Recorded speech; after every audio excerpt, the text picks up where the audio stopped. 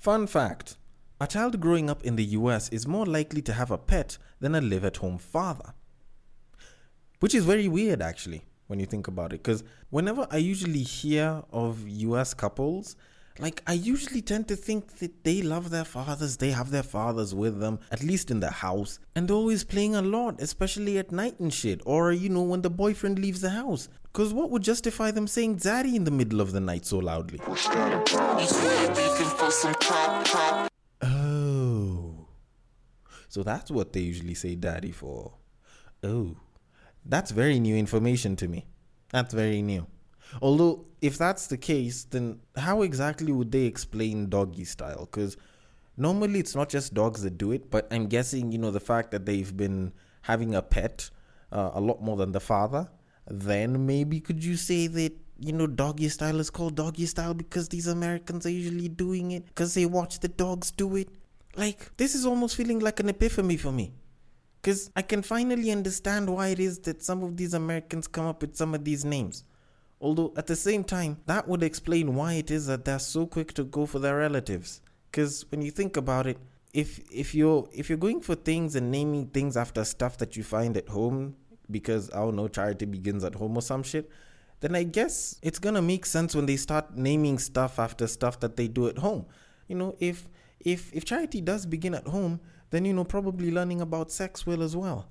And maybe your step-sibling isn't really your sibling, so, maybe your cousin won't be your sibling as such. Then when you meet with Bob from Cobb County, Alabama, he's going to be all nice and happy because he's going to be like, hey, Yuri, what's good? It's Bob from the Cobb, all the way in Alabama, and I'm over here with my wife, Ingrid. Ingrid's been one of the nicest people ever, and ever since I met her during a family gathering and I was introduced to her as my cousin, I knew for a second that we were made for each other. We were made for each other, and what better way to bring the family closer than for us to come close and even sire some of our own kids, Although, anyways, that said, fuck that shit. I'm honestly just making random jokes about these guys, and we should definitely start the podcast. So, in our very typical fashion of starting, I usually like to say, welcome to Break Time on West Side, your number one break time podcast, coming to you from Nairobi, Kenya. The man on the mic is a man who, for some reason, just likes taking a shit on Americans for some reason. I don't know why. But it's all jokes, except for Alabama people. He's a man who used to think that MILF was a combination of milk and beef. It is none other than your tall, dark, and mildly handsome man, Sir Denver B. The show is Tweetstreet, the show where we take a deep dive into Twitter, pull up a couple of tweets, and break them down a little bit. Now, as usual, the drill is pretty simple, and if you know the drill, then you can repeat it after me if you like. And if you don't know the drill, then I'm gonna repeat it for you, because it's a very simple drill. It's how it is that you can submit different tweets that you would like me to discuss, and I get to discuss them. And the drill to do it is pretty simple. It almost sounds like a song, and it goes like this. You see that tweet, you like that tweet, you want us to discuss that tweet, you send that tweet. You send it to the DMs of @BagakaTheD, which happens to be my personal Twitter handle, and I will take it from there and I will handle it accordingly. If it is on Facebook or on IG and it happens to be one of those screenshots that were from Twitter, it happens to be a screen grab from Twitter, then the place to send it to is @BreakTimeOnWestside, and we will take it from there and we will handle it accordingly. Now, I want to get into the tweets real quick, but before we do that, I usually like to rant about something. And for some reason this week, I have nothing to rant about, because for a good chunk of the time, at least as of the time of this recording, people are busy debating on whether Lewis Hamilton should have won the Abu Dhabi Grand Prix. Like, I watched it and I didn't like how everything ended, and it's very debatable, and apparently there's like an appeal to the entire process as of the time of this recording. So we want to see how stuff goes down. But because I know for a fact that not everyone watches Formula 1, not everyone is a fan of sports, and not everyone is a fan of Lewis Hamilton, what I'll do is I'll just jump straight into the tweets. How about we do it like that then? Alright? Kind of just keep things going. Kind of like the same way I also don't react to stuff like politics and shit.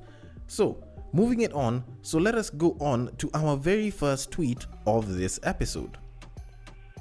You can laugh at a rape joke and not support rape, the same way you can laugh at somebody dying and not be a murderer. Alright, so when I checked out the quoted replies and the comments on this entire thing, it was 99% of people just saying, no, how dare you do that? How can you think of saying such a thing? It's wrong, blah, blah, blah. And while I was reading all of that, a thought just hit me. Why the fuck are we still policing comedy? Like, at what point did we get to a level where we're like, you know what, we need to start policing jokes?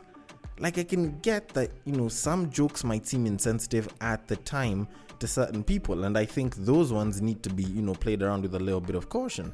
But you don't have to police every single joke.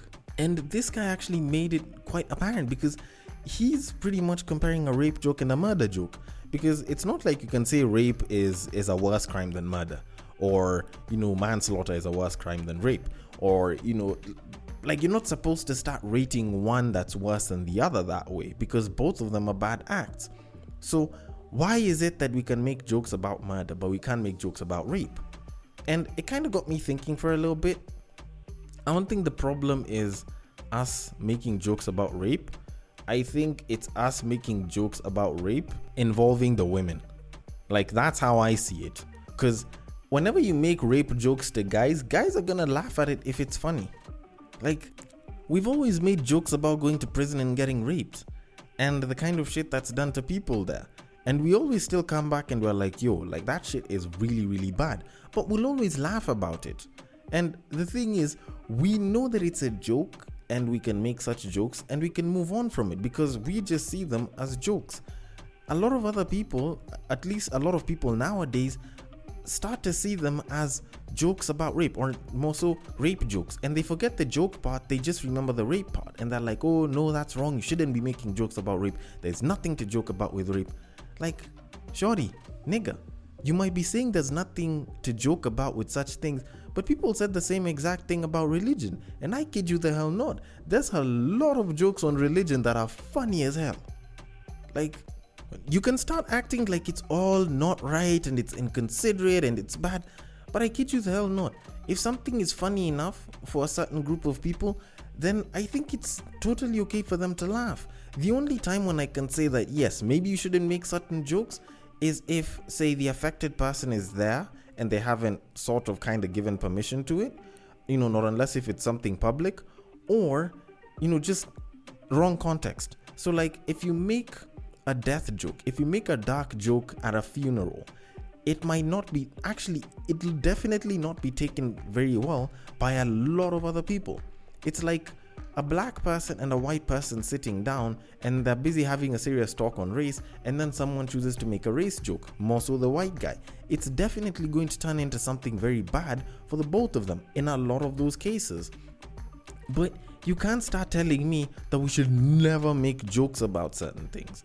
Like, I think if we can find the funny side in everything, then I feel like most things become bearable. Like, comedy is one of the things that saved a lot of people from depression last year. And now you're saying that we need to start putting restrictions on that shit.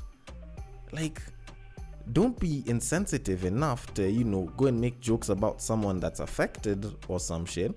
But don't all of a sudden, decide to, drop all the jokes that you're doing simply because they seem like they might be offensive. Because that's the same exact shit people were doing with R. Kelly's music. Like, because even though the guy was convicted and, the guy made amazing music, apparently now we're not supposed to listen to it because it was done by R. Kelly. Like, can we not separate the act from the people that did it? Like, what happened to the whole beating that our parents used to do where they were like, I'm beating the mistake, I'm not beating you? Like, this is one of those times where that frame of logic makes a little bit of sense. Because imagine making an R. Kelly joke where you're like, you know what? All these people that have a problem with R. Kelly's music can take a piss. Or he can just do it for them. Like, that might seem funny in some areas, but a bunch of people might be like, oh, that's insensitive. We shouldn't be saying that about the victims. Like, who said anything about the victims? Why do we suddenly have to police ourselves from doing things that don't necessarily affect the other person, especially if it's not direct? Like, I feel like people are becoming too bloody sensitive now, and it's making things a hell of a lot worse. And I'd like to get into that, but we should definitely move it on because of time. So on to our very next tweet. Y'all be getting BBLs but don't got the sex appeal. So I feel like this tweet is almost self-explanatory because to a huge degree, people usually think that having a banging body makes you look like the most fuckable or the most desirable person in the room, which is rarely ever the case, weirdly enough. Like, babes, I'm sure there's a bunch of you listening to this, so let me just ask you real quick. Haven't you ever met somebody that isn't that attractive, isn't that good looking, hell, isn't even your type, but because they're oozing big dick energy, you find yourself attracted to them? Like, it's something that the babes can definitely agree to. It's the same exact thing that us guys usually have, because sex appeal more or less does kind of factor in as big dick energy on the other side of the gender spectrum. Now, if you look at us guys, like take for example me, I like my women thick, I like somebody with a nice booty, but the number of times I've decided to bang, or I have fallen for a babe, or I have wanted to hit a babe, and she does not have the type of physical appearance that I'd like, or she's nowhere near what it is that I would commonly say that I'd bang, so she's probably even skinny or some shit, is quite a lot. And it's not that I was just thirsty at the time, but in some of those instances, the babe actually had very, very high sex appeal. Like, no word of a lie. There's a lot of times when you look at a babe that is unattractive to you, but you find her attractive because she's got sex appeal. And the worst part is, there's babes that'll want to go and get stuff like BBLs. There's those that'll go for shit like tummy tucks. There's those that'll, try and go for some sort of implant surgery because they think that it'll make them more attractive, which, granted, by today's physical standards of beauty, you would probably have a point. But I will tell you for a fact, there's a lot of babes that have none of those things, but they're considered to be very, very attractive. Like, take for example, right now we like thick with a nice big booty and some massive tits, almost like a Barbie doll type look and shit. A little bit blown up at the top and bottom and very skinny in the middle. But look at someone like Kelly Rowland. Kelly Rowland on Wednesday of this week uploaded 4 pictures, and I kid you the fuck not, she went viral on Twitter. Like, people were talking about her and people were reposting what she had. And it's not like she has a massive booty or a massive set of tits. Nah, shorty oozes sex appeal. From the videos that she's done on music and the kinds of songs that she's had, there's a certain sex appeal that comes with that shit. So you definitely be attracted to kind of person. So when you think about it, there's a lot of babes that will have the quote-unquote dream body but lack sex appeal completely. No word of a lie. There's a lot of them. There's a lot of fire thick babes. There's a lot of fine babes. There's a lot of nice petite babes that I've looked at, and they have had very, very bangable bodies in my book. But at the same time, because they lack the sex appeal, and sometimes because they also seem like they're fairly boring individuals, I think about it and I'm like, you know what? There's no need to bother. Like, why would I want to go and put in the effort for a bang that looks like it'll be boring as fuck? Like, that shit happens a lot. Although, that said, it shouldn't deter women from actually trying to make themselves look better. And I'm not telling women to go ahead and get implants or some sort of cosmetic treatment so that they can, get like a bigger set of tits or a bigger ass or like a flatter tummy or anything.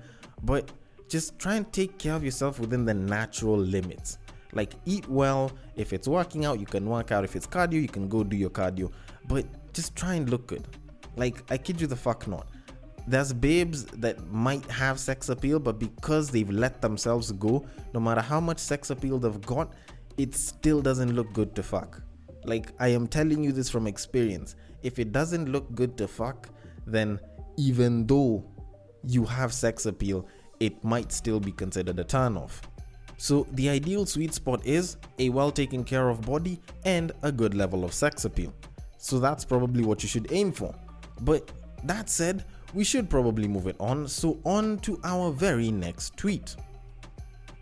Every girl deserves money for hair and nails every month, and this is not open for discussion. I agree. I totally agree.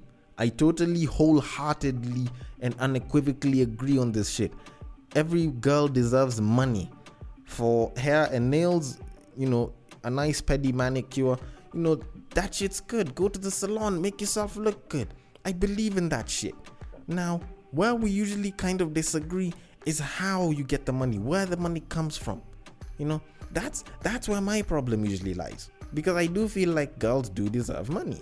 So not giving your woman money, or your woman not having money so that she can go and do that shit, it's sad for her, and it's very undeserving for the kind of person that she is, because a lot of her value lies in her beauty. So why not put yourself in a position to be more valuable?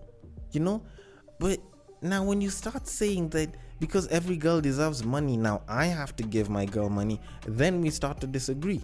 It's not my role to give her that money. Like, if anything, it seems a bit disrespectful, because I'm disrespecting the fact that she can actually make some of that money herself.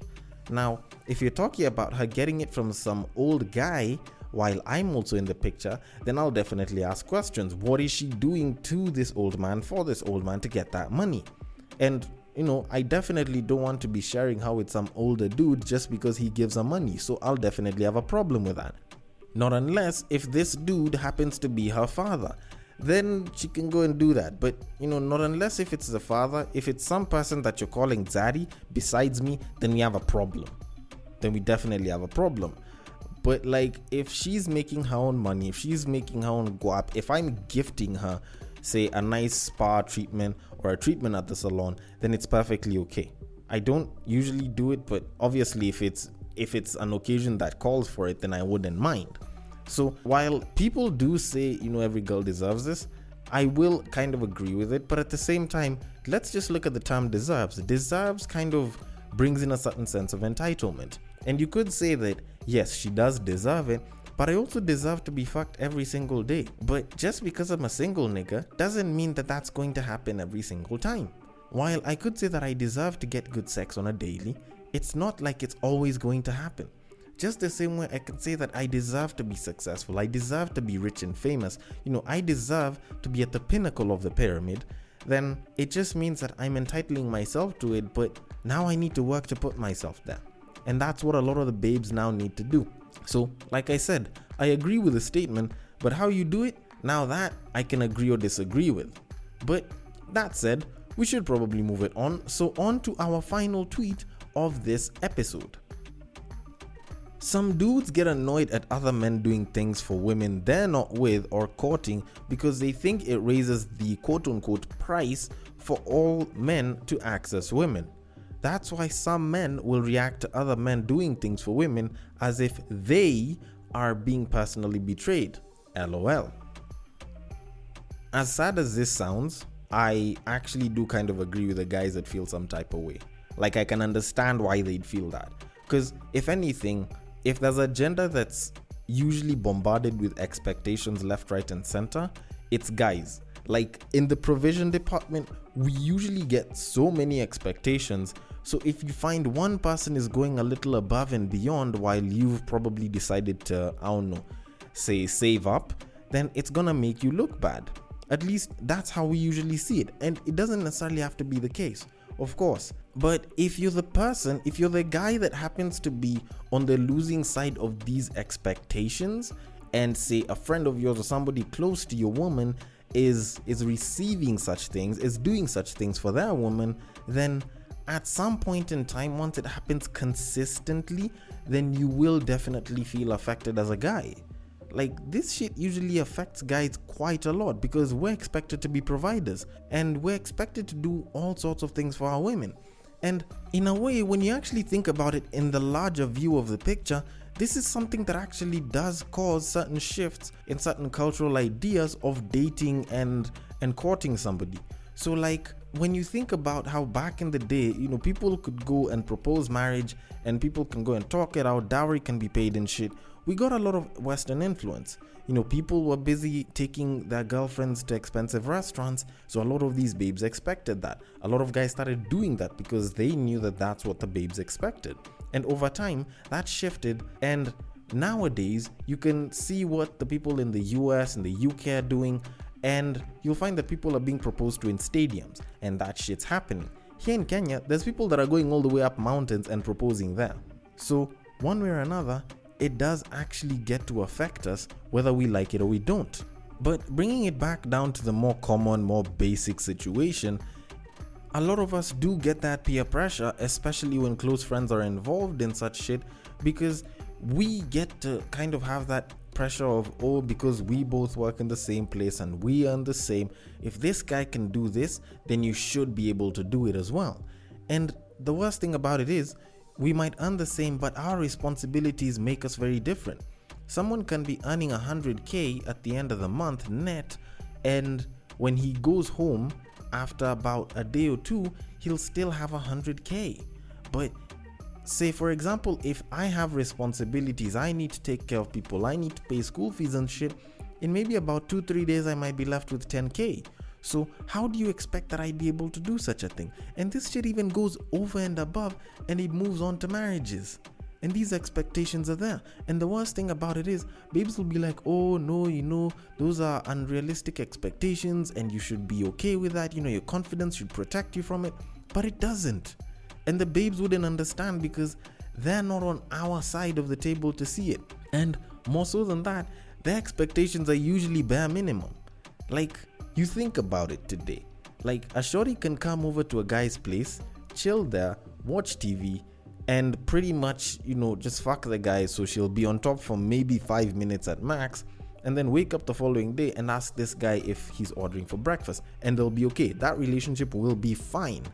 But you think about how back in the day the expectations for babes were.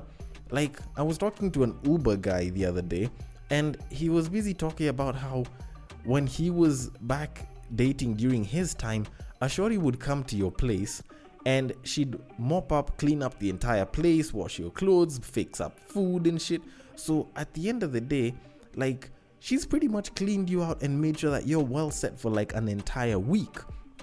And on top of that, y'all would get intimate and shit. And she'd sleep over and leave in the following morning. Y'all would get intimate, but because back in the day, they weren't the fucking type, they wouldn't bang, but they'd sleep together, make out, get all touchy and shit, but she'd leave in the morning.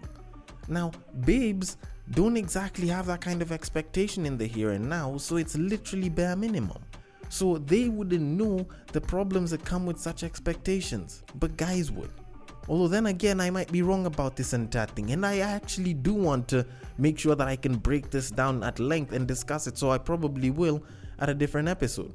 So that said, I want to know your thoughts on it. The DMs are open on Twitter. It is at BagakaTheD, which happens to be my personal Twitter handle. On Facebook and on IG, it is at Breaktime on Westside. Thank you so much for listening all the way till the end. And if you are listening through Castbox, feel free to drop your thoughts and comments below, and I will attend to them accordingly. If you are using an app that allows for ratings and reviews, a rating and or review will be highly appreciated. And I will catch you guys on the next break.